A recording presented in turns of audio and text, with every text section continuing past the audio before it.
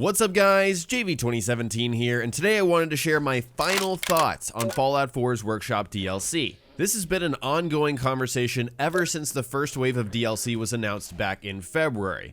I've made so many videos concerning Workshop since launch, but I'm finally going to share why I believe, generally speaking, the Workshop DLC just didn't work for our community. There's a crowd of people who welcome change and enjoy settlement building, and another crowd who would have preferred more story-focused DLC like Fallout has had in the past. And just a heads up, this is all coming from the perspective of someone who falls into the second group.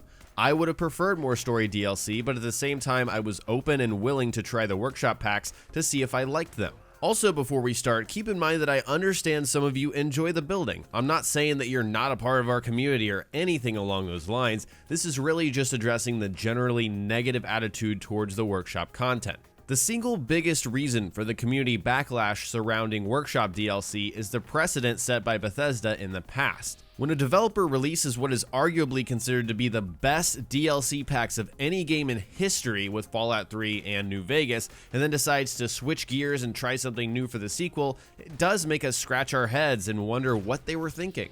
Now, I'm not criticizing Bethesda for trying something new here, but previous Fallout DLC was generally very well received, and so the expectation for a good amount of story DLC in Fallout 4 just made sense. If we had played those previous Fallout games, then it was probably hard not to form those expectations heading into a sequel. The thing is, whether we like it or not, this Workshop DLC isn't inherently bad content.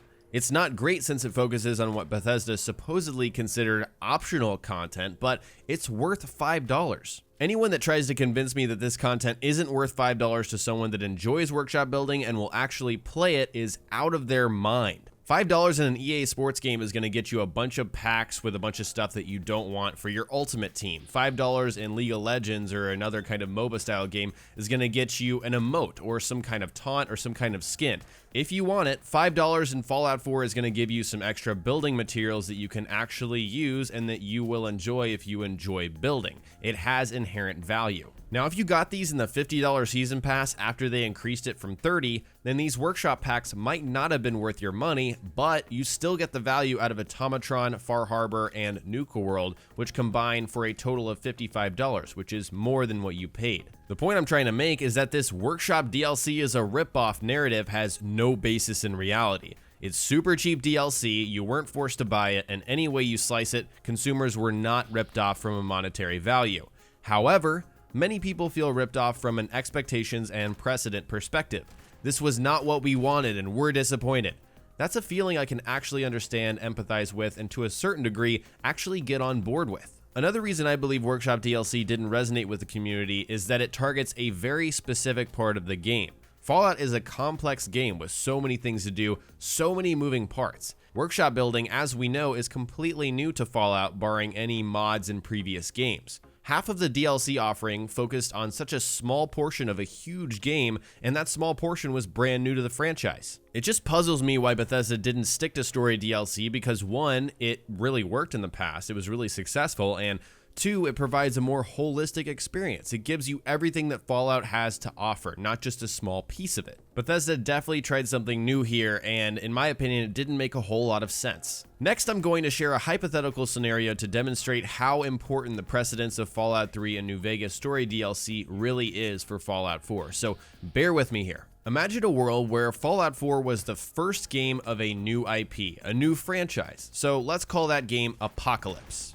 Apocalypse has this Mass Effect style dialogue system where the player talks, it has this insane perk chart that allows you to customize the way that you play the game, it has a huge open world set in a unique alt history universe that's really cool, it has some great gunplay which is really unique to the RPG genre, and it also has this building mode where you can create your own settlements. Settlements wouldn't have been seen as this forced Minecraft mode in a game that was supposed to be like its predecessors because there is no predecessor. Apocalypse is a brand new franchise.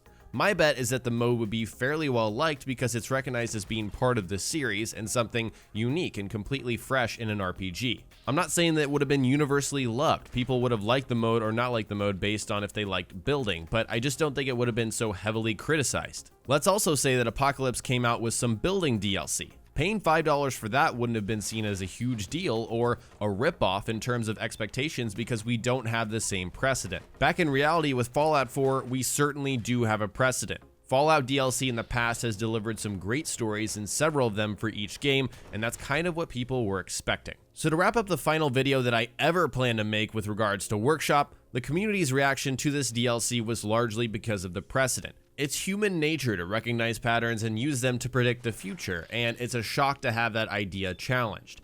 As a community, I believe we should be more open to trying new things, but I understand the general reaction to this specific situation. However, keep in mind that Pete Hines, Bethesda the publisher, Bethesda Game Studios the developer, all of these people, Todd Howard included, are human.